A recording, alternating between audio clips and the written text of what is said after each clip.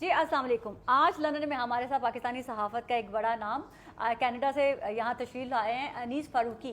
तो आज ये हमारे हाथ लग गए हैं, तो क्यों ना आपसे हम कनाडा की सियासत के बारे में, कनाडा के अंदर बहुत सारे ऐसे इवेंट होते रहते हैं जो पूरी दुनिया का महवर होता है। हीथरो पे हम सफ़ीना के हत्थे चढ़ गए, तो अब ज़ाहिर है वह बच के तो जा नहीं सकते बगैर कुछ कहे। सिख फॉर जस्टिस एक ऐसी तंजीम है कनाडा में जो कि सिखों पर होने वाले मजालिम पे कनाडा में आवाज़ उठाती। बीजेपी की हुकूमत ने और मोदी की हुकूमत ने जिस तरह से सिखों पे एक तरह का डिस्क्रिमिनेशन किया हुआ है, हिंदुस्तान को ये शिकायत है कि कनाडा में ये सब क्यों हो रहा है, शायद जाता है। तो हर शख्स को बुनियादी हक़ हासिल है, हर शहरी को बुनियादी हक़ हासिल है कि वो अपनी बात कर सके। मतलब उनका ज़ोर ज़बरदस्ती तो वहाँ नहीं चलेगा ना कि मोदी जी बोलें और वहाँ पे जैसे मोदी मीडिया इस वक्त छाया हुआ। तो आप मुझे बताएं कि वाकई इसमें कोई रियलिटी है?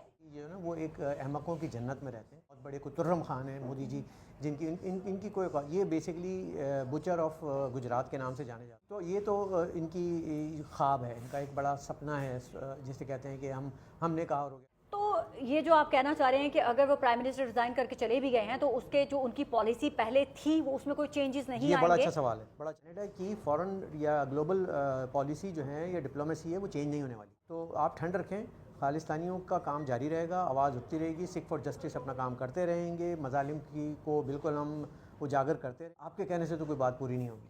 को कोई तकलीफ है तो लेकिन जो भारत के अंदर 2 एम्बेसी के अंदर जो बंदे पकड़े गए जिनको कहा गया कि शायद ये उनके एज ए डिप्लोमेट ऑपरेट कर रहे थे, लेकिन वो शाबाश दूंगा कि आपने इतनी रिसर्च की हुई है और आपको बड़ी अंदर की बात है कि इसके ताने बाने भारतीय सिफारत खाने जो कि ऑटवा में हैं वहाँ से वो दोनों रॉ के एजेंट सिफारत खाने की खाल में आड़ में ये लोग वहाँ से कनाडा के अंदर दखल अंदाजी कर मर्डर्स कर रहे थे, इसको टारगेट कर रहे थे, जो कि ये आवाज़ें उठाते आता है कि ट्रंप ने भी एक बहुत बड़ी स्टेटमेंट दी है, मैं कनाडा को अपनी एक स्टेट जो है वो डिक्लेयर। असल में ट्रंप साहब जब आते हैं तो बहुत मज़ाहिया बातें करते हैं। अच्छा, अहमकों की जन्नत में अगर कोई रहता है तो वो ट्रंप है। आप सोचने वाली थी कि आप लकी हैं कि जो लास्ट कैनेडियन मुझे मिलेंगे उसके बाद आप अमेरिकन सिटीजन होगा। मेरे पास अमेरिकन पासपोर्ट होगा, कैनेडियन पासपोर्ट। आप गुलाम बन जाएंगे अमेरिका के। हम ऐसा नहीं होने। कनाडा की अपनी एक हेरिटेज है 400 साल से, और उसमें देखें फ्रेंच कैनेडियंस हैं, इंग्लिश कैनेडियंस हैं और एबोरिजिनल नहीं हो सकता। देखें ना अभी उनकी जब हल्फ बर्दारी की तकरीब हो रही है तो उसमें बड़ा लोगों की ख्वाहिश थी कि शायद वो एक लेटर भेजेंगे, अडियाला जाएगा और वो उनसे पूछा कि आप लोगों को पाकिस्तानी आईएसआई से फोबिया है, किस चीज़ का खौफ है? जी, हर वक्त वो आईएसआई बहसें होती हैं और मैं कहता हूँ कि तुम्हें प्रॉब्लम क्या है आईएसआई से।